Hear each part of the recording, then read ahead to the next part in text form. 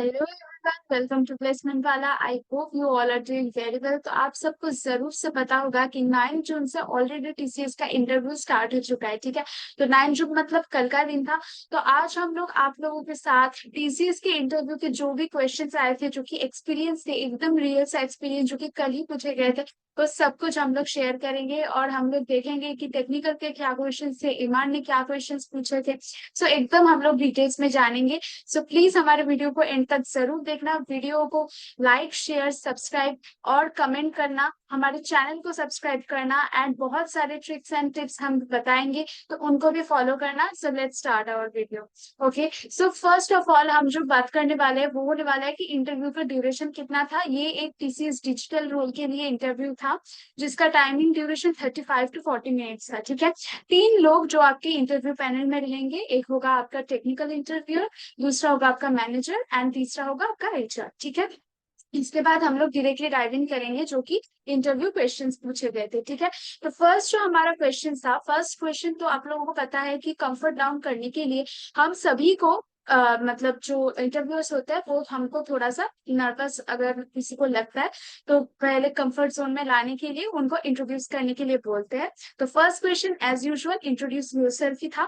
ठीक है, दूसरी बात जो मैं आप लोगों को बताना चाहूंगी कि इंट्रोडक्शन में चाहे जितना भी हो सके आप लोग अपने बारे में इंफॉर्मेशन दे दे, लेकिन इतना मतलब आप लोग इतना भी इंफॉर्मेशन मत डाल दीजिए कि आपका वो जो इंट्रोडक्शन पीरियड है वो 1 से 1 से 1.5 मिनट तक ही रहे। ठीक है, उससे ज्यादा एक्सीड नहीं करना चाहिए, क्योंकि इसको एक गुड इंप्रेशन नहीं बोलते हैं। ठीक है, तो इसीलिए मैं बोलूंगी कि आपका इंट्रोडक्शन 1 से 1.5 मिनट तक होना चाहिए।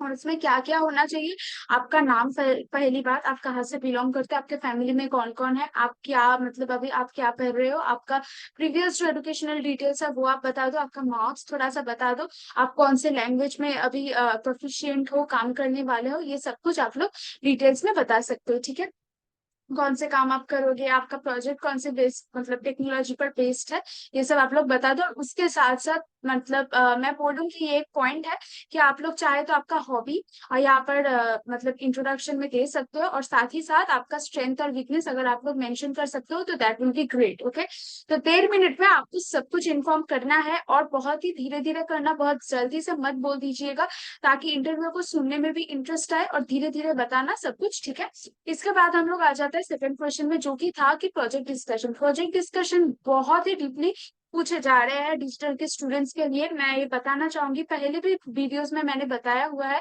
कि 90% of the questions come from your project and introduction and resume. ठीक है, मेनली मैं बताऊंगी प्रोजेक्ट से। ठीक है, क्योंकि डिजिटल का जो रोल है वो ना तो बहुत हाई लेवल का है, जो कि प्राइम इंटरव्यू में होता है कि आपको प्रोजेक्ट के सिवा भी आपका बेस कितना मतलब क्लियर है, आपका बेसिक के कॉन्सेप्ट कितने क्लियर है, उसमें फोकस किया जाता है। लेकिन digital is only about your project and resume. ठीक है, इसके बाद प्रोजेक्ट का डिस्कशन हुआ है कि आपने क्या प्रोजेक्ट किया, आपका प्रॉब्लम स्टेटमेंट क्या है, आपने क्या टेक्नोलॉजीज यूज किया है, सब कुछ आप लोगों को बताना है, और उससे आपको क्रॉस क्वेश्चनिंग किया जाएगा। ठीक है, इसके बाद आता है थर्ड क्वेश्चन, जो कि प्रोजेक्ट रिलेटेड था।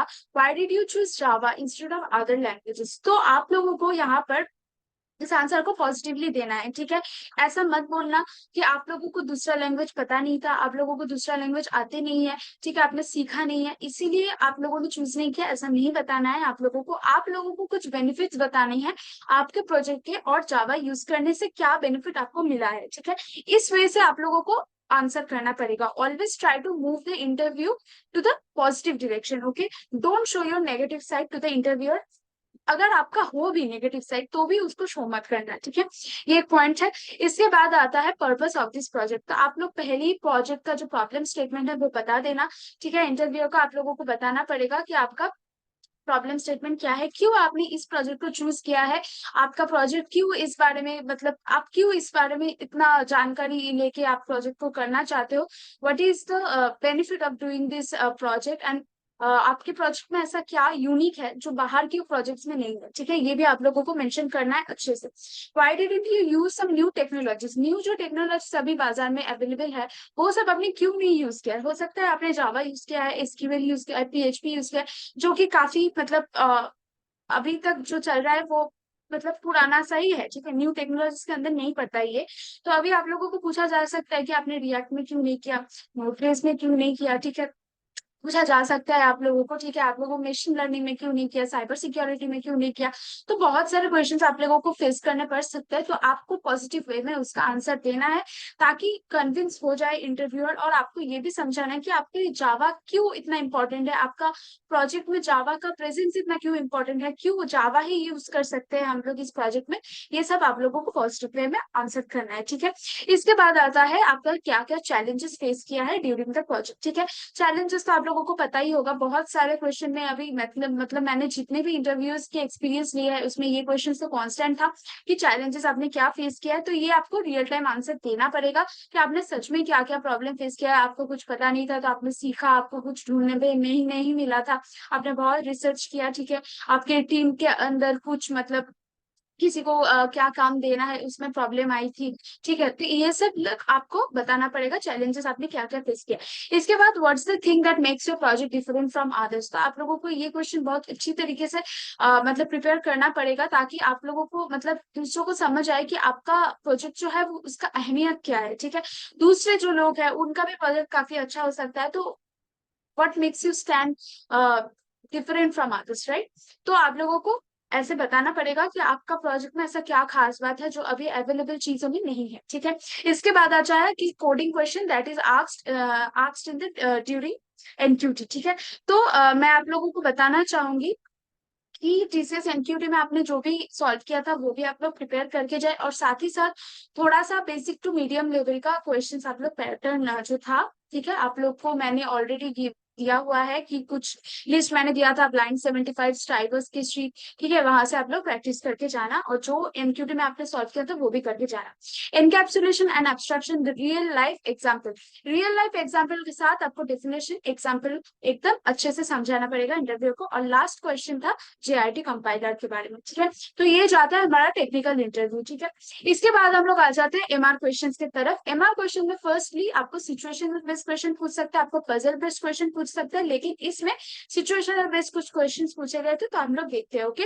एमआर क्वेश्चन में फर्स्ट क्वेश्चन था, if you are a team lead and people under you is not working properly to meet the deadline, what will you do. तो आप लोगों को ऐसा सिनारियो दे सकता है कि अगर आप टीम लीड बन जाओगे तो फिर आप अपने टीम को कैसे मैनेज करोगे। आपकी टीम में कोई अच्छे से काम नहीं कर रहा है तो आप उसे कैसे मैनेज करोगे। प्लीज ऐसा मत बोलना कि आप उनका काम कर दोगे, no this is not a good answer, ठीक है। ठीक है। तो मैं आप लोगों को ये बताना चाहूंगी कि आप लोगों को बहुत पॉजिटिव वे में आंसर करना है कि how you will convince your employees, how you will manage your team. आप कैसे उन लोगों को कन्विंस कर सकते हो, मोटिवेट कर सकते हो, ठीक है। ये सब आप लोगों को बताना होगा। इसके बाद are you a team player और नॉट। तो आप लोगों को ये आंसर बहुत ही पॉजिटिव वे में देना है। अगर आप टीम प्लेयर ना भी हो तो भी मैं कहूंगी कि आप लोग यस बताना, ठीक है। क्योंकि टीम प्लेयर होने का बहुत फायदा है कि आप अगर बोलोगे कि आप टीम प्लेयर हो, इसका मतलब है आप सबसे मिलके काम करना पसंद करते हो, आपको सबसे कुछ सीखना है, कुछ एक्सपीरियंस लेना है। अगर आप अकेले में काम करोगे तो आपको कुछ सीखने में नहीं मिलेगा, ठीक है ना। तो आप लोगों को इसका आंसर डेफिनेटली यस करना है, और आप लोगों को बताना है कि एक टीम प्लेयर होने से क्या क्या मेहनत मतलब क्या क्या फायदे होते हैं, और आप अपने आप को कैसे बेटर कर सकते हैं being a team player, okay. इसके बाद आ जाता है why should we hire you. तो आपको खुद का कुछ मतलब स्ट्रेंथ्स बताना है जो कि जॉब डिस्क्रिप्शन से भी मैच करता हो, आपकी स्किल्स के साथ मैच करता हो। प्रॉब्लम सॉल्विंग स्किल्स है आपके पास, आपका कम्युनिकेशन अच्छा है, ठीक है, आप टीम मैनेज कर सकते हो। बहुत सारे रीजंस होते हैं कि आप किस लिए हायर होने हो। इसके बाद आ जाता है विलिंग टू रिलोकेट। तो ये भी बहुत इजी सा मतलब क्वेश्चन है। अगर आप रिलोकेट करना चाहते हो तो आप यस बोल दो, अगर नहीं करना चाहते हो तो नो बोल दो, it depends on you. Next question Y TCS. तो आप टीसीएस को क्यों ज्वाइन करना चाहते हो, आप टीसीएस के बारे में क्या जानते हो। ये क्वेश्चन बहुत ही फेमस है और बहुत ही वेल नोन और कॉन्स्टेंट क्वेश्चन है। तो इसका मैं प्रिपरेशन आप लोगों को नहीं बताऊंगी क्योंकि ये नेट में बहुत ही ज्यादा अवेलेबल है ऑलरेडी। तो मैं आप लोगों को बताऊंगी कि टीसीएस आप लोग क्यों चूज कर रहे हो, टीसीएस का कुछ अच्छा अच्छा बातें आप लोगों को बताना होगा, कौन सीईओ है, कब फाउंड किया गया था, ये सब आपको बताना है। कुछ वैलिड रीजंस आपको देने हैं कि टीसीएस क्या क्या प्रोवाइड करती है जो कि दूसरों से अलग है। ऐसा मत बोलना कि मेरा फेवरेट कंपनी है, मेरा भैया वहां पर वर्क करता है, ऐसा कोई रीजन नहीं होना चाहिए। Valid reason should be there, okay. Last है एनी लेटेस्ट टेक्नोलॉजी। आपने कुछ लेटेस्ट टेक्नोलॉजी के बारे में आप लोग पढ़ के जाना। और लास्ट इसके बाद होता है any question for the MR, okay. तो आप लोगों को इसमें भी आंसर करना है प्लीज डोंट से कि you don't have any questions. आप लोगों को कुछ भी पूछना है, टीसीएस के बारे में पूछना है, टीसीएस का मतलब वर्क कल्चर कैसा है, कुछ भी पूछना है आप लोगों को तो आप लोग पूछ सकते हो। अभी हम लोग आ जाते हैं थोड़े रिसोर्सेज के बारे में जो कि आप लोगों को इंटरव्यू के प्रिपरेशन लेने में बहुत ज्यादा हेल्प करेगी। तो ये रहता है हमारा कोर्स जो कि होने वाला है TCS interview material 2024 Ninja digital prime. ठीक है, निंजा डिजिटल प्राइम सबके लिए ये कोर्स अवेलेबल होने वाला है। ठीक है, और आप लोगों को ये सिर्फ और सिर्फ 400 रुपीज में मिलेंगे। मैं बार बार बोल रही हूँ 400 रुपीज में मिलेंगे। ठीक है, इसके अंदर क्या क्या है मैं फिर भी बता दे रही हूँ। आपको गाइडेंस मिलेगा, मटेरियल मिलेगा, प्रीवियस ईयर के क्वेश्चंस मिलेंगे, एक्सपीरियंसेस मिलेंगे, पाइथन के क्वेश्चंस, एआई एमएल के क्लासेस मिलेंगे।